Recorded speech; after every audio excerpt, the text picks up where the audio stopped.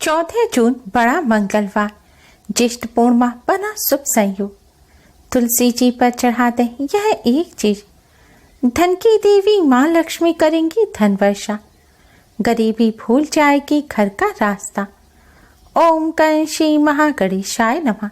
राधे राधे दोस्तों, कैसे हैं आप सब।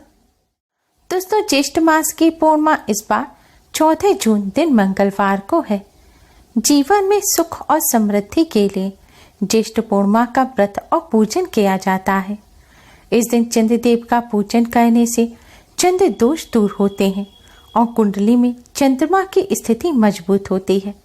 यह दिन माँ लक्ष्मी की कृपा प्राप्त करने के लिए श्रेष्ठ माना जाता है।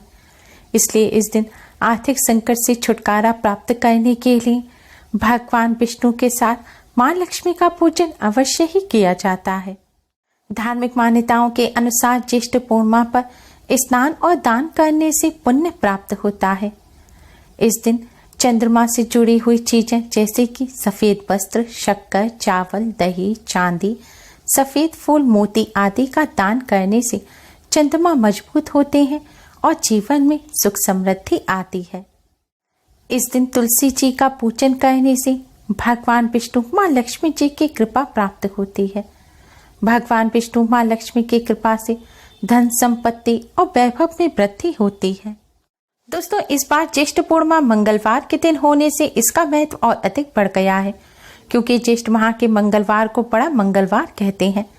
इस दिन बजरंगबली का पूजन करने, हनुमान चालीसा और बजरंग बाण का पाठ करने से संकट मोचन बजरंगबली अपने भक्तों के सभी संकटों को दूर करते हैं। सिद्धि योग, अमृत सिद्धि योग का निर्माण होने से ये दिन और खास हो गया है। इस पूर्णिमा पर पवित्र नदी में स्नान करने से पुण्य फलों की प्राप्ति होती है और पापों का नाश होता है। इस दिन आप अपने घर पर ही स्नान के जल में गंगा जल या किसी तीर्थ का जल मिलाकर स्नान करें। ऐसा करने से आपको गंगा स्नान का पुण्य फल प्राप्त होगा। इस पूर्णिमा पर भगवान श्री हरि विष्णु माँ लक्ष्मी जी को प्रसन्न करने के लिए जो पूजा या उपाय किए जाएंगे वह बहुत ही जल्दी शुभ फल प्रदान करने वाले होंगे। आज की इस वीडियो में हम आपको भगवान श्री हरि विष्णु माँ लक्ष्मी जी को प्रसन्न करने वाला शास्त्रों में बताया गया एक बहुत ही अचूक और असरकारक उपाय बताने जा रहे हैं। इस उपाय को करने से भगवान श्री हरि विष्णु जी के साथ ही धन की देवी माँ लक्ष्मी की असीम कृपा प्राप्त होती है। सभी कष्टों का नाश होता है और घर में सुख समृद्धि आती है। दोस्तों, भगवान श्री हरि विष्णु माँ लक्ष्मी जी को प्रसन्न करने का सबसे सरल और आसान उपाय है तुलसी जी का पूजन करना। तुलसी जी भगवान श्री हरि विष्णु को अति प्रिय हैं। आज हम आपको एक ऐसी चीज के बारे में बताने जा रहे हैं। इसे अगर आप तुलसी के पास रख देंगे तो आपको भगवान विष्णु माँ तुलसी जी का आशीर्वाद तो प्राप्त होगा ही, साथ ही धन की देवी माँ लक्ष्मी जी की कृपा से धन संबंधी सभी समस्याएं दूर हो जाएंगी। घर धन धान्य से भर जाएगा। दोस्तों, भगवान श्री हरि विष्णु माँ लक्ष्मी जी को प्रसन्न करने के लिए इस वीडियो को एंड तक अवश्य ही देखें और इस वीडियो को लाइक भी जरूर करें।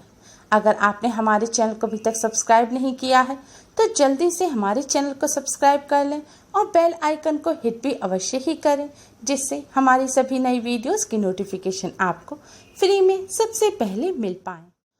दोस्तों, तुलसी जी को हरि प्रिया कहा जाता है। पद्म पुराण में उल्लेखित है कि जहाँ भी तुलसी जी होती हैं वहाँ ब्रह्मा, विष्णु और महेश निवास करते हैं। तुलसी जी की सेवा करने से महापातक से महापातक व्यक्ति के संपूर्ण पाप भी नष्ट हो जाते हैं। दोस्तों, भगवान श्री हरि विष्णु माँ लक्ष्मी जी को प्रसन्न करने के लिए तुलसी जी का पूजन करें। तुलसी जी का पूजन करते समय स्वच्छता और पवित्रता का विशेष ध्यान रखें। स्नान करने के पश्चात ही आप तुलसी जी का पूजन करें। तुलसी जी का पूजन करने के लिए एक शुद्ध घी का दिया बनाएं और एक सुगंधित धूप बत्ती लें। अब दिए को और धूप बत्ती को तुलसी जी के पास रखकर जला दें। दिया जलाने के पश्चात आप एक कौड़ी लें। दोस्तों, कौड़ी माँ लक्ष्मी को अति प्रिय है। कौड़ी समुद्र से निकलती है। कौड़ी को माँ लक्ष्मी जी का ही रूप माना जाता है। माँ लक्ष्मी जी को प्रसन्न करने के लिए पूजा में कौड़ी का इस्तेमाल जरूर ही किया जाता है। कौड़ी आपको आसानी से पूजा के सामान की दुकान पर या फिर राशन की दुकान पर मिल जाएगी। दोस्तों, आप चितकबरी, पीली या सफ़ेद कैसे भी रंग की कौड़ी ले सकते हैं, लेकिन ध्यान रखें आपको ऐसी ही कौड़ी लेनी है जो साबुत हो, यानी कि जिस कौड़ी में छेद ना हो। अगर आपने अपने घर में पहले भी पूजा में कौड़ी इस्तेमाल की है तो आप उस कौड़ी को भी ले सकते हैं। अब कौड़ी को अच्छी तरह से धोकर साफ कर लें और फिर साफ कपड़े से पोंछ लें। इसके बाद इस कौड़ी को आप इस दीपक में डाल दें। दोस्तों, ध्यान रखें आपको कौड़ी को दीपक में डालना है। दीपक में कौड़ी डालने से पहले आप कौड़ी को अपने मस्तक से लगाएं और 11 बार जय माँ लक्ष्मी का जाप करें। जाप करने के पश्चात ही आपको यह कौड़ी दीपक में डालनी है। कौड़ी दीपक में डालने के बाद आप भगवान श्री हरि विष्णु, माँ लक्ष्मी जी और तुलसी माँ को प्रणाम करें।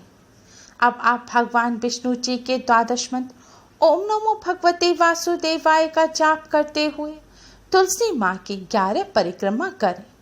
परिक्रमा आपको क्लॉकवाइज करनी है। जैसे घड़ी की सुइयां घूमती हैं, इसी तरह आपको तुलसी जी के चारों तरफ घूमकर परिक्रमा करनी है। परिक्रमा करते समय आपको ओम नमो भगवते वासुदेवाय मंत्र का जाप करते रहना है। 11 परिक्रमा करने के पश्चात अब आप भगवान श्री हरि विष्णु, माँ लक्ष्मी जी और तुलसी माँ को प्रणाम करें। फिर आप भगवान विष्णु जी के इसी 12 मंत्र ओम नमो भगवते वासुदेवाय का 108 बार जाप करें।